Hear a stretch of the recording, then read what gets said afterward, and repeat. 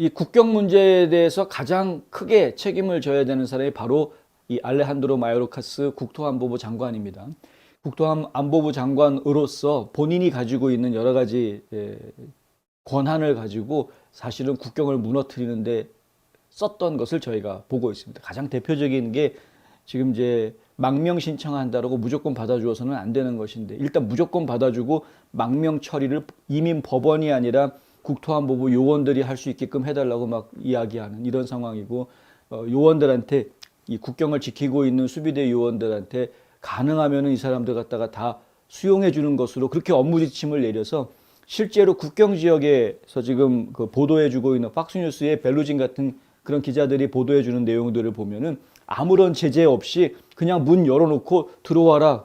그럼 밖에서 기다리고 있던 사람들이 막 들어와서 들어오면 이제 그 자리에서 바로 너 이름 뭐 해가지고 그냥 바로 그냥 수용해주는, 미국으로 이러한 모습들을 지금 저희가 보고 있습니다. 린지 그레이엄 상원의원, 테드 크루즈 상원의원, 이 상원의원들이 이제 발끈하고 나섰는데요. 공화당이 의회를 장악하면 알레한드로 마요르카스 국토안보부 장관이 남부국경 문제 처리한 것에 대한 책임을 지게 하겠다. 총체적 직무유기를 혐의로 해서 탄핵하겠다라는 이야기를 지금 한 것이죠. 상원의원들은 수요일에 마요르카스 장관에게 편지를 보냈습니다. 국경 월경과 마약 압수에 대한 세관 국경 보호국의 자유를 집계해서 트럼프 행정부 시절의 숫자하고 비교를 했다는 것이죠.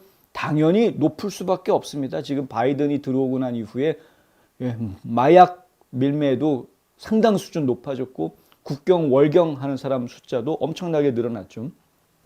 상원의원들은 당신이 이 나라의 이민법을 충실히 집행하지 않고 우리의 남쪽 국경에서 매우 실제적인 인도주의적 위기에 고의적으로 눈을 감은 것은 심각한 직무유기와 당신의 취임 선서를 위반하는 것이다. 이렇게 지적합니다. 그리고 그레이엄 의원과 크루즈 의원은 워싱턴 DC의 지원을 거의 받지 않고 작전을 수행하고 있는 국경 순찰대의 남성과 여성들이 영웅적인 노력에도 불구하고 당신은 남쪽 국경의 작전 통제권 같은 어떠한 모습도 달성하지 못했다. 이렇게 또 지적하고 나섰습니다. 마요르카스가 부서를, 이 국토안보부를 책임지기 시작한 지가 벌써 19개월이 됐는데, 그 19개월 동안 CBP, 그러니까 국경보호국이죠.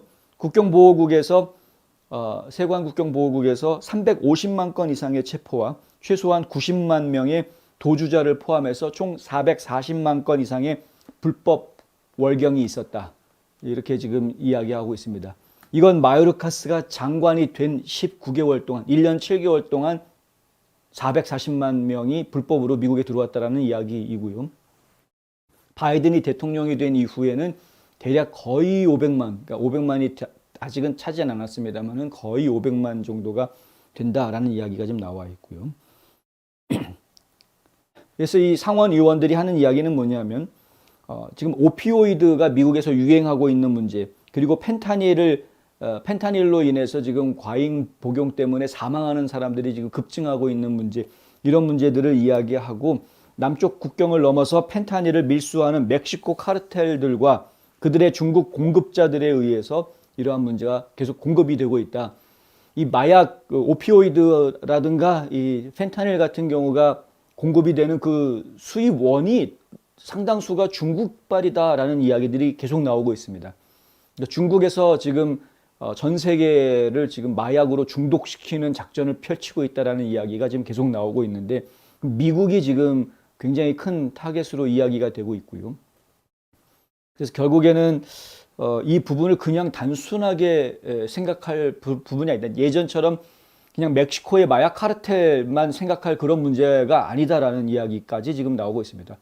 얼마 전에 보도해드렸지만 멕시코 마약 카르텔 지역을 아예 미국에서 폭격해라라는 이야기까지 나왔었죠. 그 맥게츠 의원이 그런 말 했는데, 나 농담이 아니고 진짜로 얘기하는데 가서 좀 폭격 좀 했으면 좋겠다고 이제 막 그런 이야기까지 나올 정도로 지금 심각한 상황인데요. 그런데 이것이 이제 중국발이다라는 이야기가 지금 나오고 있다는 것, 굉장히 신중하게 생각해야 될 문제이고요.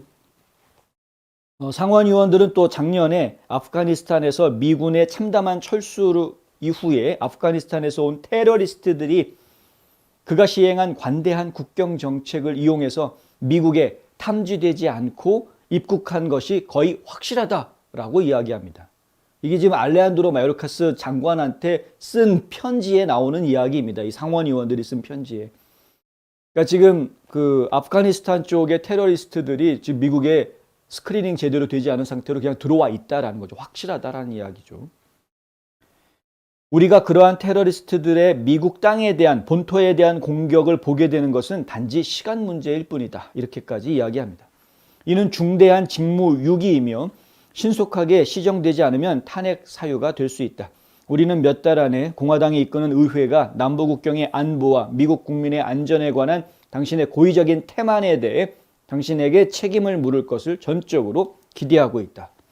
이 편지 내용이 이런데 이런 그 국무장관들을 탄핵한 예가 많은가? 제가 한번 검색을 해봤는데요. 거의 없습니다. 연방 상원이나 연방 하원 의원이라든가 주로 공직에 있는 사람들 중에 탄핵당해서 공직을 떠난 사람들은 판사들이 좀 여럿 있었고요. 그리고 대통령도 몇 명 안 됩니다. 뭐 빌 클린턴하고 트럼프 전 대통령 정도.